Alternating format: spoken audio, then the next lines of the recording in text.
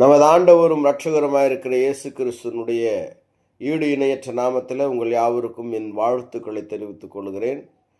நாம் இன்றைய தினத்தில் வெளிப்படுத்தல் வகுப்பு 13 வெளிப்படுத்தல் 3வது அதிகாரத்தில் இருக்கக்கூடிய சில வசனங்களை நாம் சிந்திப்போம். இயேசு கிறிஸ்துவின் வெளிப்பாடு, வெளிப்படுத்தல் 3வது அதிகாரம். சர்தையில் உள்ள சபை. இயேசு சர்தையை பற்றி கூறினார். உன் கிரியைகளை அறிந்திருக்கிறேன். நீ உயிருள்ளவன் என்று பெயர் கொண்டிருந்தும் செத்தவனாயிருக்கிறாய். வெளிப்படுத்தல் 3:1. சிலர் அது கடந்த காலத்தை கொண்ட நகரம் என்றும் எதிர்காலம் சர்தையில் உள்ள மக்களுக்கு இல்லாதிருந்தது என்றும் அவர்களின் பெருமைகளை மட்டுமே பெற்ற நகரம் என்றும் கூறியுள்ளனர். சர்தையில் உள்ளவர்கள் விழிப்புடன் இருக்க வேண்டும். எஞ்சி இருப்பதை பலப்படுத்த வேண்டும். அவர்கள் பெற்றதையும் கேட்டதையும் நினைவில் வைத்துக்கொண்டு மனம் திரும்ப வேண்டும் என்று இயேசு கூறினார். கிறிஸ்துவின் சுவிசேஷத்தையும் உபதேசத்தையும் கேட்பவர்கள் ஏற்றுக்கொள்வதற்கும் அதை உறுதியாக பிடித்து கொள்வதற்கும் மனம் திரும்புவதற்கும் எச்சரிக்கையாக இருக்க வேண்டும். இல்லையெனில் கிறிஸ்துவின் தீர்ப்பு அவர்களுக்கு காத்திருக்கும். வெளிப்படுத்தல் 3:4. ஆனாலும் தங்கள் வஸ்திரங்களை அசுசிப்படுத்தாத சில பேர் சர்தையிலும் உனக்குண்டு. அவர்கள் பாத்திரவான்களானபடியால் வெண்வஸ்திரம் தரித்து என்னோடு கூட நடப்பார்கள். மத்தேயு 7:14. ஜீவனுக்கு போகிற வாசல் இடுக்கமும் வழி நெருக்கமாயிருக்கிறது, அதை கண்டுபிடிக்கிறவர்கள் சிலர். சர்தையில் இருந்த சிலர் தங்கள் ஆடைகளை தீட்டுப்படுத்தி கொண்டிருந்த அதே வேளையில் தேவனுக்கு முன்பாக மாசுபடாமல் சிலர் சர்தையில் இருந்தனர். யாக்கோபு 1:27. எது ஆடைகளை தீட்டுப்படுத்தாமல் இருப்பது? திக்கற்ற பிள்ளைகளும் விதவைகளும் படுகிற உபத்திரவத்தில் அவர்களை விசாரிக்கிறதும் உலகத்தால் கரைபடாதபடிக்கு தன்னை காத்து கொள்ளுகிறதுமே பிதாவாகிய தேவனுக்கு முன்பாக மாசில்லாத சுத்தமான பக்தியாயிருக்கிறது. பெரும்பாலானவர்கள் சர்தையில் உலகத்தாராய் மாறிவிட்டிருந்தார்கள். சர்தையில் உள்ள பெரும்பாலானோர் கிறிஸ்துவுக்குள் மற்றவர்களை வரவழைப்பதற்கு பதிலாக உலகத்திற்கு அவர்கள் திரும்பியிருந்தார்கள், அல்லது அவர்கள் உலகத்தை விட்டு மனம் திரும்பாமல் இருந்தார்கள். ரோமர் 12:2. நீங்கள் இந்த பிரபஞ்சத்திற்கு ஒத்த வேஷம் தெரியாமல் தேவனுடைய நன்மையும் பிரியமும் பரிபூர்ணமான சித்தம் என்னதென்று பகுத்தறியத்தக்கதாக உங்கள் மனம் புதிதாகிறதுனாலே மறுரூபமாகுங்கள். சர்தையில் உள்ள பரிசுத்தவான்கள் சுவிசேஷத்திற்கு கீழ்ப்படிந்த போது அவர்கள் மன்னிக்கப்பட்டனர், எல்லா அசுத்தத்திலிருந்தும் கழுவப்பட்டனர். ஆனால் இப்பொழுது அவர்கள் தீட்டுப்பட்டு செத்தவர்களைப் போல் இருந்தார்கள். ஆனாலும் தங்கள் வஸ்திரங்களை அசுசிப்படுத்தாத சில பேர் சர்தையிலும் உனக்குண்டு. அவர்கள் பாத்திரவான்கள் ஆனபடியால் வெண்வஸ்திரம் தரித்து என்னோடு கூட நடப்பார்கள். வெளிப்படுத்தல் 3:4. வெளிப்படுத்தல் 3:5. ஜெயம் கொள்ளுகிறவன் எவனோ அவனுக்கு வெண்வஸ்திரம் தரிப்பிக்கப்படும். ஜீவ புஸ்தகத்தில் இருந்து அவனுடைய நாமத்தை நான் கிறுக்கி போடாமல் என் பிதா முன்பாகவும் அவருடைய தூதர் முன்பாகவும் அவன் நாமத்தை அறிக்கையிடுவேன். வெற்றி பெறும் அனைவரும் வெள்ளை ஆடைகளை அணிவார்கள். இது வெற்றியை இங்கே குறிப்பிடுகிறது. அவர்களின் பெயர் ஜீவ புத்தகத்திலிருந்து அழிக்கப்படுவதில்லை. கிறிஸ்துவில் ஒருவரின் வெற்றியை உறுதிப்படுத்தும் சாட்சியமாக தேவனுக்கும் அவருடைய தூதர்களுக்கு முன்பாக இயேசு அந்த வெற்றி பெற்றவர்களை தம்முடைய மக்கள் என்று பிதாவுக்கு முன்பாக பிதாவினுடைய தூதர்களுக்கு முன்பாக அறிக்கையிடுவார். ஜீவ புத்தகம் பழைய ஏற்பாடு மற்றும் புதிய ஏற்பாடுகளில் குறிப்பிடப்பட்டுள்ளது. ஜீவ புத்தகத்தை பற்றி நாம் பழைய ஏற்பாட்டிலே பார்க்கிறோம், புதிய ஏற்பாட்டிலையும் பார்க்கிறோம்.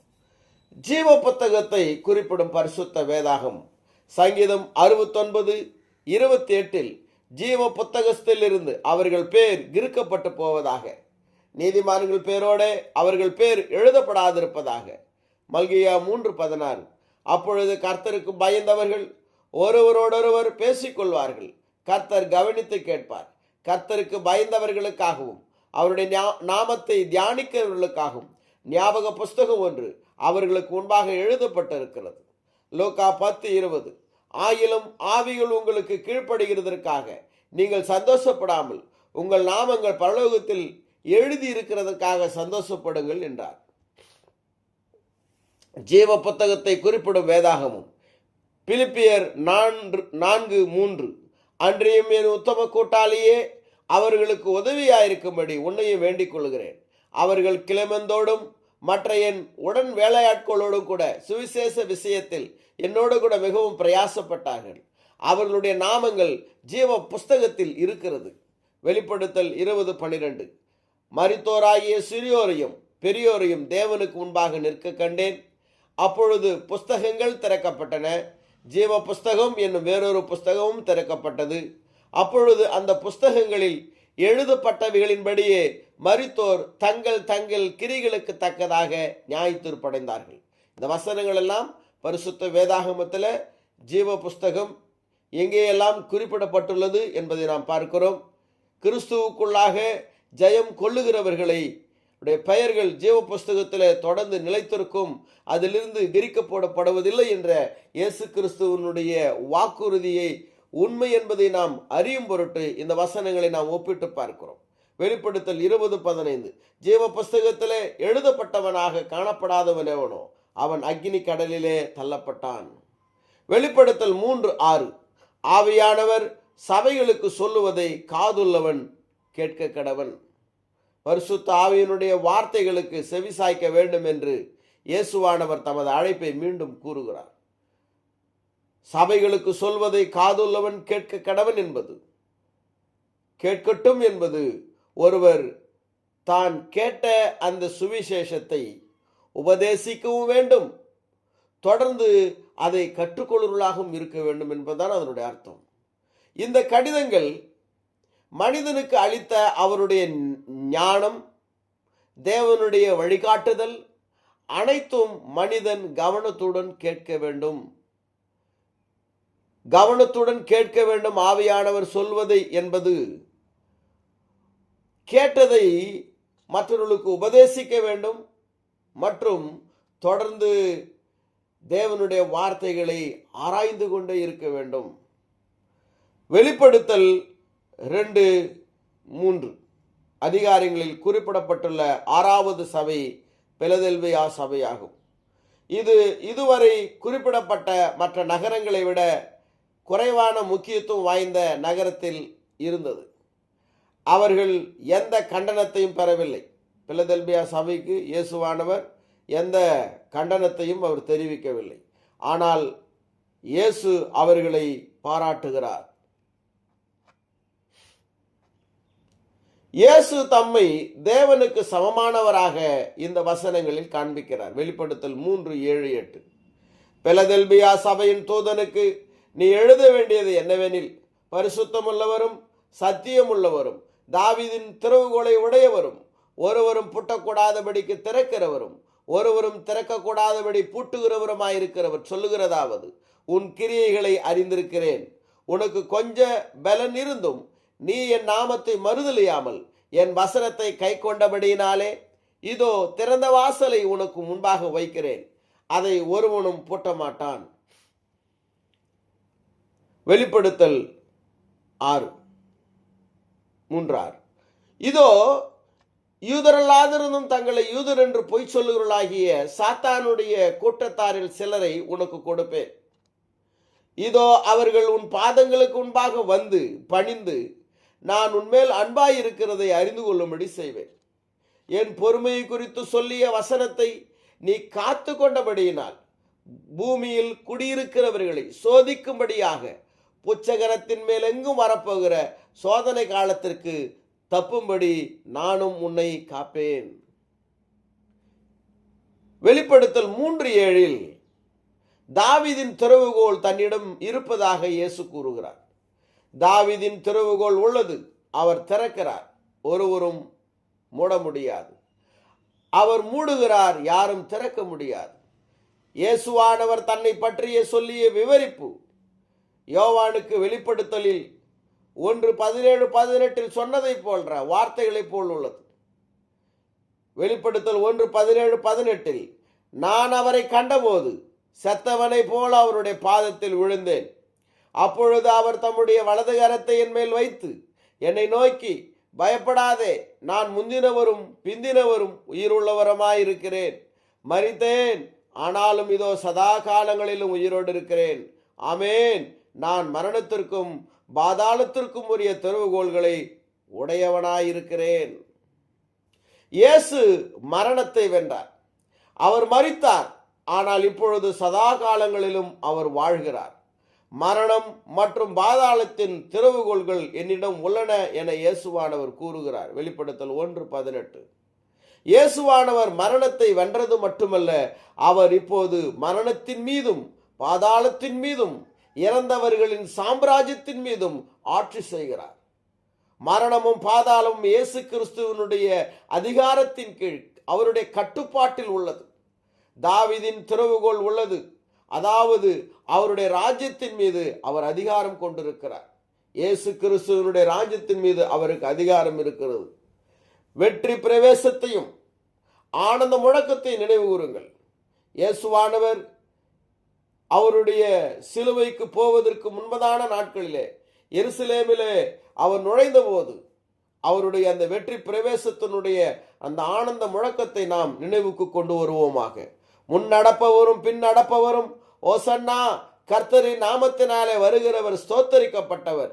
கர்த்தரின் நாமத்தினாலே வருகிற நம்முடைய பிதாவாகிய தாவீதின் ராஜ்யம் ஆசீர்வதிக்கப்படுவதாக உன்னதத்திலே ஓசன்னா என்று சொல்லி ஆர்ப்பரித்தார்கள். மார்க்கு 11:9-10. தாவீதின் ராஜ்யம் இப்பொழுது ஆவிக்குரிய இஸ்ரவேலாக இருக்கிறது. கிறிஸ்து இயேசு பரிசுத்தமானவர், உண்மையானவர். ஆவிக்குரிய இஸ்ரவேலின் மீதும் மரணம் மற்றும் இறந்தவர்களின் சாம்ராஜ்யத்தின் மீதும் இயேசுவானவர் ஆட்சி செய்பவர். அவர் திறக்கும் கதவை மூட முடியாது, அவர் மூடும் கதவை திறக்க முடியாது. இது எல்லாவற்றின் மீதும் அவருடைய முழுமையான வல்லமை அதிகாரத்தை குறிப்பிடுகிறது. பிலதெல்பியாவில் உள்ள சபைக்கு இயேசுவானவர் கூறுகிறார், உன் கிரியைகளை அறிந்திருக்கிறேன். உனக்கு கொஞ்ச பலன் இருந்தும் நீ என் நாமத்தை மறுதலியாமல் என் வசனத்தை கை கொண்டபடியினாலே இதோ திறந்த வாசலை உனக்கு முன்பாக வைத்திருக்கிறேன், அதை ஒருவனும் பூட்ட மாட்டான். வெளிப்படுத்தல் 3:8. திறந்த வாசல் என்பது தேவன் நமக்கு கொடுக்கின்ற வாய்ப்பை குறிக்கும். பவுல் மற்றும் பர்னபா அவர்கள் அந்தியோகியாவில் தங்கள் ஊழியத்தை பற்றி அறிக்கை தெரிவித்த போது அப்போஸ்தலர் 14:27 லூக்கா இந்த சொல்லை பயன்படுத்தினார். அப்போஸ்தலர் 14:27 அவர்கள் அங்கே சேர்ந்த போது, அந்தியோகியாவில், சீரிய அந்தியோகியாவில் வந்து பவுலும் பர்னபாவும் அந்த முதல் சுவிசேஷ பயணத்தை முடித்து அறிக்கையை அவர்கள் சமர்ப்பித்த போது திறந்த வாசல் என்கின்றதான ஒரு பதத்தை அவர்கள் பயன்படுத்துகிறார்கள்.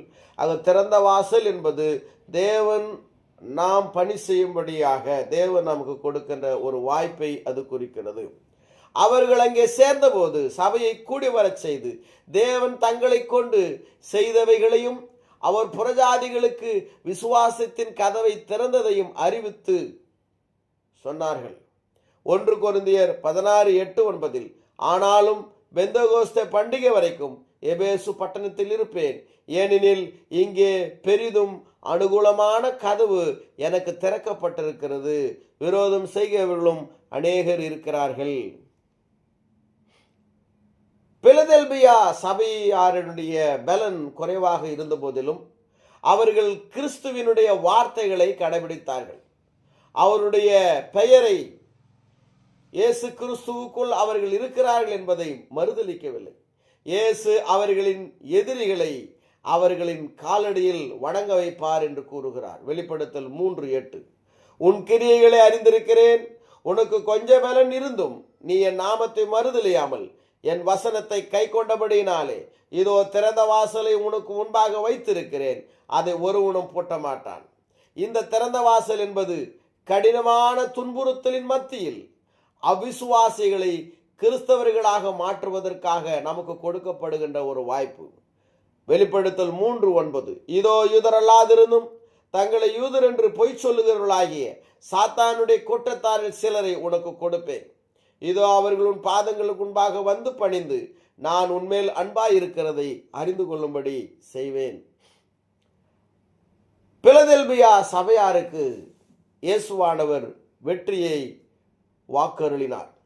வெளிப்படுத்தல் 3:10-11, என் பொறுமையை குறித்து சொல்லிய வசனத்தை நீ காத்து கொண்டபடியினால் பூமியில் குடியிருக்கிறவர்களை சோதிக்கும்படியாக பூச்சகரத்தின் மேல் எங்கும் வரப்போகிற சோதனை காலத்திற்கு தப்பும்படி நான் உன்னை காப்பேன். இதோ சீக்கிரமாய் வருகிறேன், ஒருவனும் உன் கிரீடத்தை எடுத்துக்கொள்ளாதபடி உனக்குள்ளதை பற்றி கொண்டிரு. நோவாவையும் அவனுடைய குடும்பத்தாரையும் வெள்ளத்திலிருந்தும் லோத்துவையும் அவருடைய மகள்களையும் சோதோம் குமாராவினுடைய அழிவிலிருந்தும் தேவன் எவ்வாறு காப்பாற்றினார் என்பதை நாம் நினைத்து பார்க்கிறோம். தேவ பக்தியுள்ளவர்களை சோதனை நின்று விடுவிப்பது எப்படி என்று தேவன் அறிந்திருக்கிறார். 2 பேதுரு 2:9. வரப்போகிற சோதனை காலம் என்றால் என்ன? பிலதெல்பியாவில் இருந்த பரிசுத்தவான்களுக்கு வரப்போகிற சோதனையோ அதன் காலமோ அவர்கள் அறியாமல் இருந்தார்கள். ஆனால் அவர்கள் பொறுமையாக விசுவாசத்தில் இயேசு கிறிஸ்துவினுடைய வார்த்தைகளை கடைபிடித்தார்கள். பொறுமையாக தங்கள் எதிரிகளினுடைய கண்டிப்பு மற்றும் துன்புறுத்தல்களை பிலதெல்பியா சபையார் சகித்தார்கள். அதனால் கிறிஸ்து அவர்களுடன் இருந்தார். மத்தேயு 5:10-11, நீதி நிமித்தம் துன்பப்படுகிறவர்கள் பாக்கியவான்கள், பரலோக ராஜ்யம் அவளுடையது. என் நிமித்தம் உங்களை நிந்தித்து துன்பப்படுத்தி பலவித தீமையான மொழிகளையும் உங்கள் பேரில் பொய்யாய் சொல்வார்களானால் பாக்கியவான்களாய் இருப்பீர்கள். அவர்களின் பொறுமை என்பது எதிரியை நேசிப்பதில் இருந்திருக்கலாம். என் பொறுமையை குறித்து சொல்ல வசனம் என்று இயேசுவான சொல்லுங்க. இயேசு கிறிஸ்துவனுடைய பொறுமை என்பது என்ன?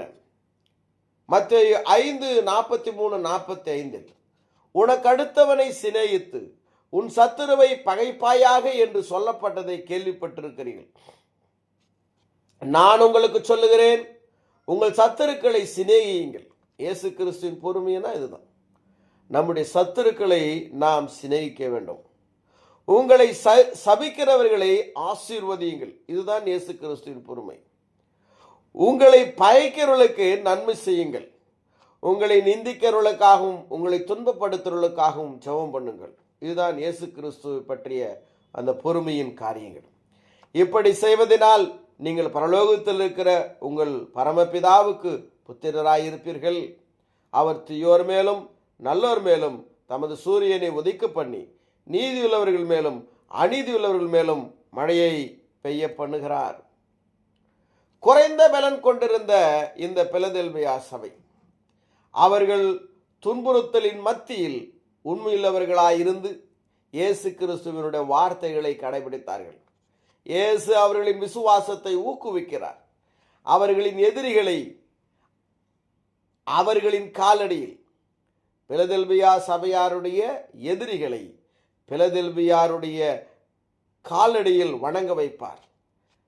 பிலதெல்பியா சபையார் கிறிஸ்தவர்களுக்கே அவர்களுக்கே வெற்றி கிடைக்கும் என்று இயேசுவானவர் கூறுகிறார். அவர்களின் கிரீடத்தை யாரும் எடுக்காதபடி அவர்கள் உறுதியாக அதை பிடித்து கொள்ள வேண்டும்.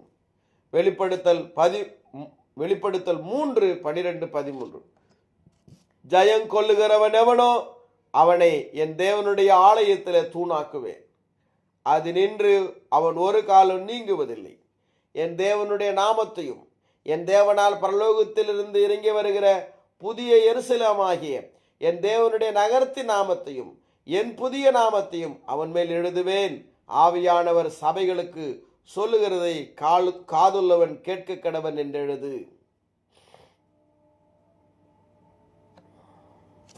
பொறுமையாக இந்த படிப்பிலே இணைந்திருந்த உங்கள் யாவருக்கும் நான் எனது நெஞ்சார்ந்த நன்றிகளை தெரிவித்துக் கொள்கிறேன்.